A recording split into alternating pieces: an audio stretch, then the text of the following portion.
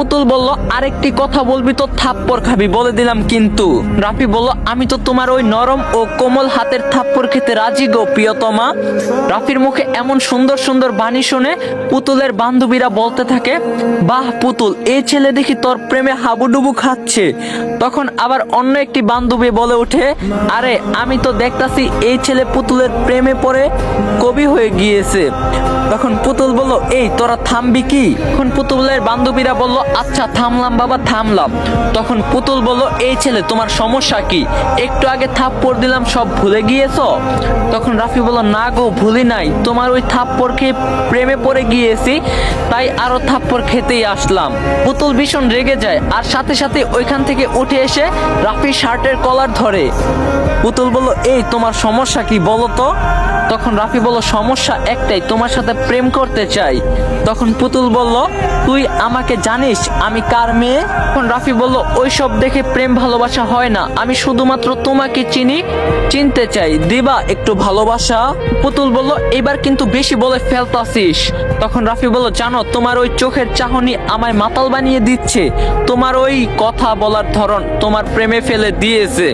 তখন পুতুল বলল, এবার কিন্তু সত্যি সত্যি আমার ভীষণ রাগ উঠতেছে। তখন রাফি বলল, কি আর করবা, থাপ্পড় দিবা? ঠিক আছে দাও, আমি কিছু বলবো না।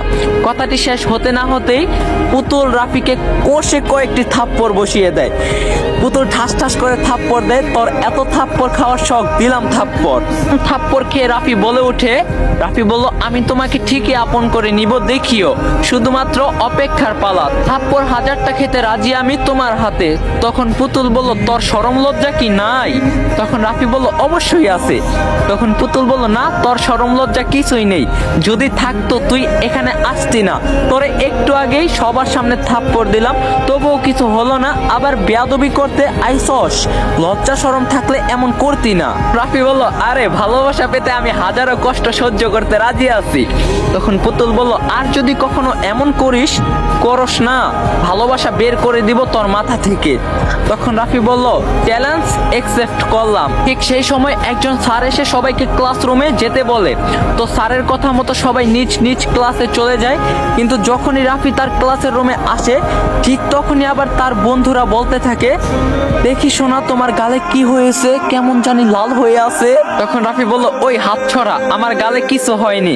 তখন রাফির বন্ধুরা বলল, দেখেই তো বোঝা যাচ্ছে কি হয়েছে নাকি হয় নাই, যা কিছু পেতে হলে কিছু দিতে হয়।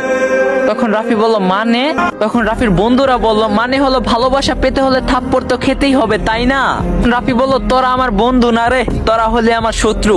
তখন রাফির বন্ধুরা বলল, আচ্ছা বাদ দিলাম, বল এরপরে কি করবি তুই? মেয়েটার নামই তো বললি না। তখন রাফি বলল, ওর নাম পুতুল। তখন রাফির বন্ধুরা বলল, ভাই বিশ্বাস কর, মেয়েটার নামের সাথে ওর শরীরে সত্যি মিল আছে। তখন রাফি বলল, প্লিজ এখন চুপ করে থাক, এমনি অনেক মাথা গরম আছে। এরপরে আর কেউ রাফির সাথে ফাইজলামি না করে সুন্দরভাবে ক্লাস করতে থাকে। এরপরে সব ক্লাস করে কলেজ ছুটি হলে রাফি পুতুলকে নিয়ে ভাবতে ভাবতে বাসায় আসছিল। বেশ কিছু গল্পটা এত ইন্টারেস্টিং যেটা বলার বাইরে। ফুল গল্প ইউটিউব আপলোড হয়ে গেছে, ইউটিউব চ্যানেলের লিংক টিকটক আইডির বায়োতে দেওয়া আছে, এন্ড ইউটিউব চ্যানেলের নাম ইয়ামিন অন ফায়ার 2.0। তো সবাই যাবেন গল্পটা দেখে আসবেন, যারা যারা টিকটক থেকে যাবেন সবাই একটা করে কমেন্ট করবেন, সবাই রিপ্লাই দেওয়ার চেষ্টা করবো।